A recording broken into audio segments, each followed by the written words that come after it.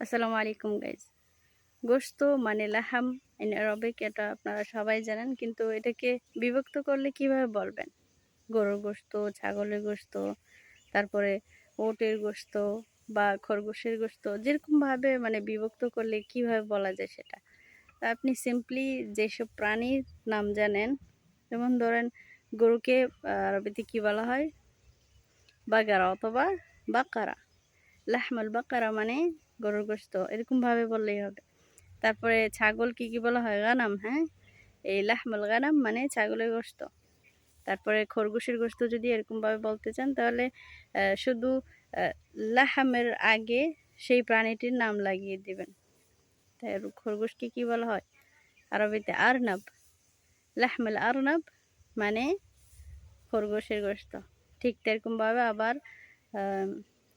ওটের গোশত যদি বলেন, লাহমুল জামাল। লাহমাল জামাল মানে ওটের গোশত। ঠিক একই রকমভাবে যে কোনো কিছুর গোশত আপনি বলতে পারবেন, কিন্তু গোশত বলার আগে ওই প্রাণীটির নামটা যোগ করতে হবে। এরকমভাবে বললেই হয়ে যাবে, খুব সহজে পারবেন ইনশাআল্লাহ।